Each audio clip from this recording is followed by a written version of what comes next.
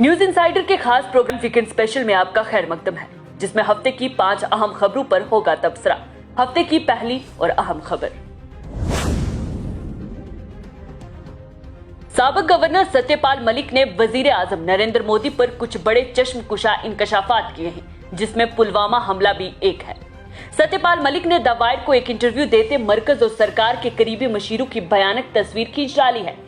साबिक गवर्नर का कहना था कि मोदी सरकार को पुलवामा हमले का इल्म था, लेकिन उन्हें बचाने के बजाय उन्हें मरवा दिया गया। सरकार चाहती तो उन्हें जहाज मुहैया करवा सकती थी, जबकि ये पता भी था कि जम्मू कश्मीर किस कदर हसास इलाका है।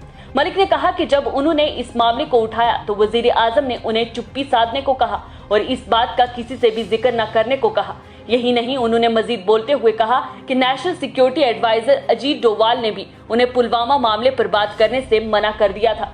मलिक ने इंटरव्यू के दौरान बोलते हुए कहा कि मुझे एहसास हो गया था कि पुलवामा ड्रामे का मकसद सिर्फ और सिर्फ बीजेपी को इंतखाबात में फायदा पहुंचाना था। सत्यपाल मलिक का कहना था कि ये बात वो खुलकर कह सकते हैं कि वजीर आजम मोदी को बदउनवानी यानी कि करप्शन से कोई फर्क नहीं पड़ता।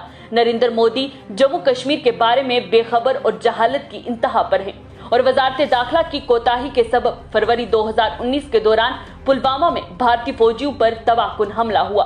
वजीर आजम के करीबियों का नाम लेते हुए, जिनमें अंबानी, राम माधव और हसीब दराबू के बारे में बात करते हुए कहा कि बार बार उन्हें हसीब दराबू से मिलने को कहा जाता था। जब हसीब दराबू से मलिक की मुलाकात हुई तो उनके मुताबिक हसीब दराबू ने कहा कि हाइडल प्रोजेक्ट की फाइल को क्लियर नहीं कराया गया, लेकिन वो अपने एंड पर उसे करवा लेंगे। उन्होंने मजीद बोलते हुए कहा कि जब वो वजीर आजम से मिले तो उन्हें इस चीज से आगाह किया गया कि हसीब दराबू दलाली का काम करते हैं, लेकिन यहाँ उन्होंने ये भी कहा कि वजीर आजम खुद इन मामलात में शामिल नहीं थे। वो पुलवामा का मसला हो या फिर किसी फाइल की क्लियरेंस का, वो इसका हिस्सा कभी नहीं थे।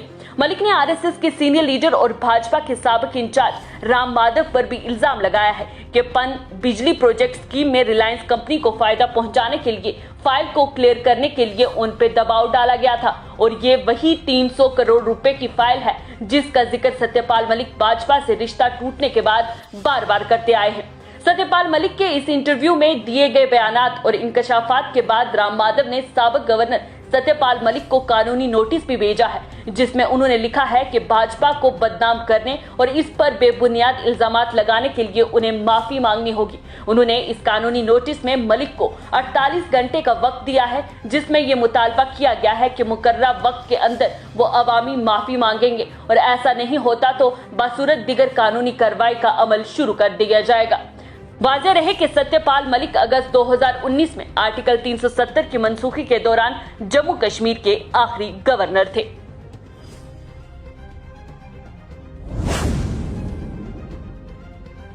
जुमेरात को झांसी में यूपी एसटीएफ के जरिए एक इनकाउंटर में गैंगस्टर अतीक अहमद का बेटा असद और एक उसका साथी मारा गया। असद और गुलाम प्रयागराज के अमीशपाल कत्ल केस में मतलूब थे और इन पर 5-5 लाख रुपए का इनाम था। असद अहमद के इनकाउंटर के बाद यूपी के सीएम योगी आदित्यनाथ की एक तकरीब वायरल हुई है, जहां उन्होंने कहा था कि इस माफिया को मिट्टी में मिला देंगे।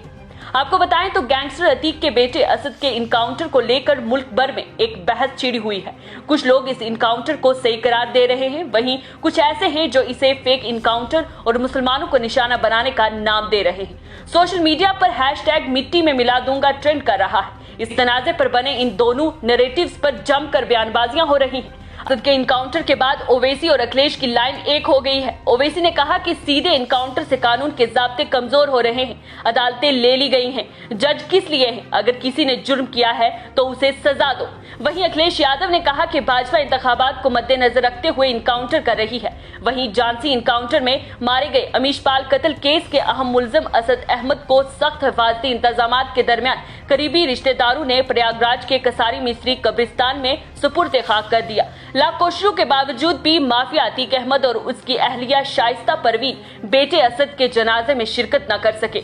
अतीक अहमद ने नमाज जनाजा में शिरकत के लिए सेशन अदालत में दरख्वास्त दी थी, ताहम समात होने से कबल ही असद को इसके दादा और नानी की कब्रों के करीब सुपुर्द खाक कर दिया गया। असद के जनाजे में अतीक के खानदान का कोई फर्द शरीक नहीं हो सका। जनाजे और तदफीन के अमल में सिर्फ करीबी रिश्तेदारों और इलाके के कुछ लोगों को ही शिरकत की इजाजत मिली थी। इस दौरान पुलिस की जानिब से सिक्योरिटी के सख्त इंतजाम किए गए थे। ड्रोन के जरिए पूरे कब्रिस्तान की निगरानी की गई थी। दरअसल अतीक के 2 बेटे उमर और अली जेल में बंद हैं। 2 नाबालिग बेटे चाइल्ड प्रोटेक्शन होम में हैं। इससे कबल अतीक अहमद, जो 2 मंगंज थाने में दर्ज था, ने कई बार अपने बेटे के जनाजे को कंधा देने की इल्तिजा की। यही नहीं, इसके वकील ने अदालत में दरख्वास्त भी दायर की कि इसे पुलिस हिरासत में आखिरी रसूमात में शिरकत की इजाजत दी जाए। लेकिन जब तक अदालत में कोई समाअत नहीं होती या कोई हुक्म सादर नहीं होता, असद को सुपुर्द खाक कर दिया गया। यही नहीं, वालिदा शाइस्ता परवीन के भी कब्रिस्तान पहुंचने की खबर मिली, जिसके बाद ख्वातीन कांस्टेबल्स की तैनाती भी कर दी गई, लेकिन शाइस्ता परवीन तक ना पहुंची। इससे कबल माफिया डॉन अतीक अहमद बेटे की मौत की खबर सुनकर फूट फूट कर रोने लगा था। इसने पुलिस के सामने कहा था कि ये सब मेरी वजह से हुआ है। इसने ये भी पूछा कि बेटे को कहां दफनाया जाएगा। जराये के मुताबिक अमीशपाल कत्ल केस में असद के किरदार के बारे में पूछने पर अतीक STF पर भड़क गया। उसने कहा कि मारने के बाद रोल क्यों पूछते हो? अगर मैं जिंदा रहा तो इंतकाम जरूर लूंगा। अतीक ने STF टीम से कहा, आज मुझ पर गमों का पहाड़ टूट पड़ा है, मेरा घर उजड़ गया, सब खत्म हो गया।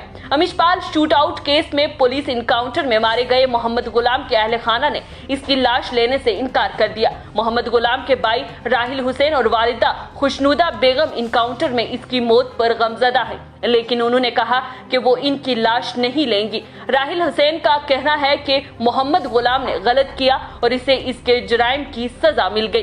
राहिल हुसैन ने कहा कि इसे इसकी वालिदा ने सच्चाई के रास्ते पर चलने का दर्स दिया है, इसलिए वो सच का साथ देंगे। राहिल के मुताबिक मोहम्मद गुलाम पहले ही कत्ल के एक मुकदमे में 3 साल 7 माह कैद की सजा काट चुका है, ताहम इस केस में उन्हें बरी हो चुका था। राहिल हुसैन और इनकी वालिदा ने भी STF की कार्रवाई को दुरुस्त करार दिया है। उन्होंने कहा है कि इससे कोई गलती नहीं हुई, इसलिए उनके साथ भी इंसाफ होना चाहिए। –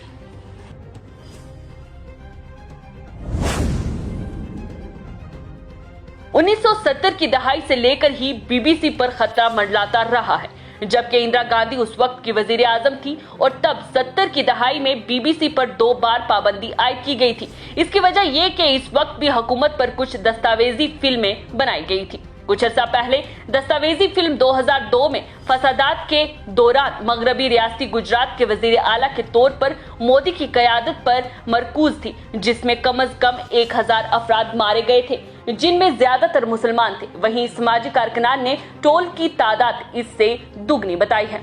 इस डॉक्यूमेंट्री के बाद वजीर आजम नरेंद्र मोदी की क़यादत पर कई सवाल उठे। BBC के दफातर पर छापे मारे गए। इसी बीच मरकज ने इस डॉक्यूमेंट्री को प्रोपेगेंडा और कॉलोनियल माइंडसेट की अक्कासी करार दिया और वहीं BBC ने अपना ये मौक़िफ़ रखा कि फिल्म की हाईएस्ट एडिटोरियल स्टैंडर्ड्स के मुताबिक सख्ती से इनकी तहकीकात की गई थी, जिसके बाद इसे तैयार किया गया था। बहरहाल ये मामला अदालत पहुंचा और जुम्मे के रोज सुप्रीम कोर्ट ने इसे एक मुकम्मल तौर पर गलत फहमी वाली मफाद आमा की अर्जी को बेबुनियाद करार देते हुए मुस्तरद कर दिया, जिसमें 2002 गुजरात के फसादात का जिक्र था और जिसके रिलीज होने के बाद हिंदुस्तान में इस पर पाबंदी आयद करने का मुतालबा किया गया था। जस्टिस संजय खन्ना और MM सुंदरेश ने दरख्वास्त गुजार बरेंद्रा कुमार सिंह, जो कि दिल्ली हिंदू सेना का सदर है, उससे पूछा कि आप इस बहस को कैसे कर सकते हैं। बेंच ने कहा कि यह मुकम्मल तौर पर मिसकंसीव्ड और मेरिटलेस पिटीशन है और हमें इस चैनल को बंद करने के लिए बोला जा रहा है और बाद में इस अर्जी को खारिज कर दिया।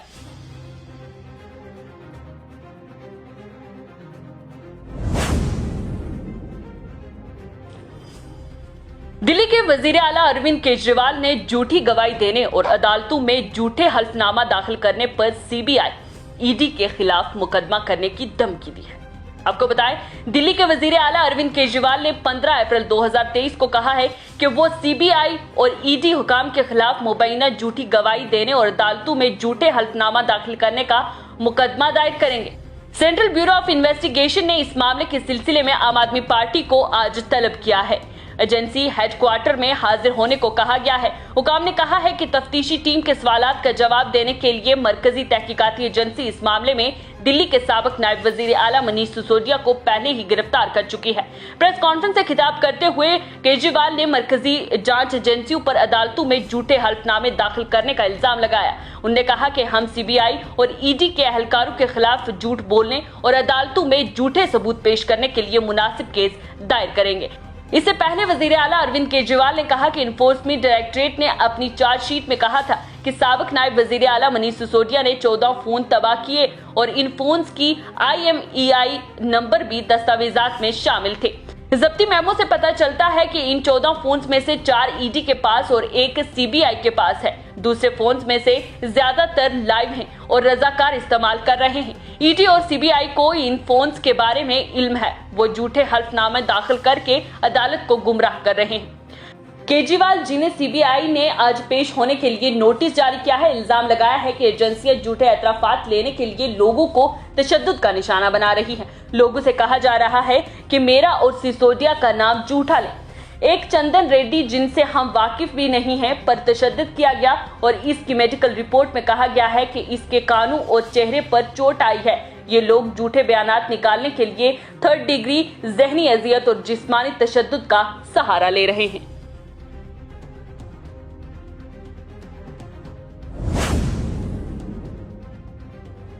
National council of education research and training का तनाजा मुल्क से घूमते हुए जम्मू कश्मीर में आन पहुंचा है, जहां अब जम्मू कश्मीर का भारत से इल्हाक और अबुल कलाम आजाद के पैराग्राफ को सिरे से खत्म कर दिया है।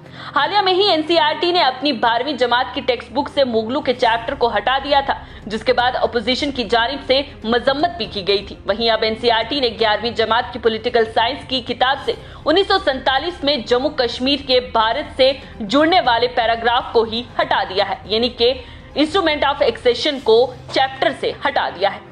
एनसीईआरटी यही नहीं रुका, बल्कि 10वीं जमात की किताब से द फिलॉसफी ऑफ कॉन्स्टिट्यूशन में से एक्सेशन के किसी भी पैराग्राफ को नहीं रखा। इतना ही नहीं, इस किताब के मुसन्निफ मौलाना अबुल कलाम आजाद को भी पहले चैप्टर से हटा दिया गया है, जहां पहले एडिशन में यह बताया गया था कि कॉन्स्टिट्यूएंट असेंबली की अलग अलग सब्जेक्ट्स पर 8 बड़ी कमेटीज थी, जिसकी सदारत पंडित जवाहरलाल नेहरू, डॉक्टर राजेंद्र प्रसाद, सरदार पटेल, मौलाना अबुल कलाम आजाद और डॉक्टर भीमराव अंबेडकर ने की थी। अब तरमीम करके इस जमात की किताब में मौलाना अबुल कलाम आजाद के नाम को हटा दिया है, जबकि बाकी रकुने कमेटी के नाम वैसे ही रखे गए हैं।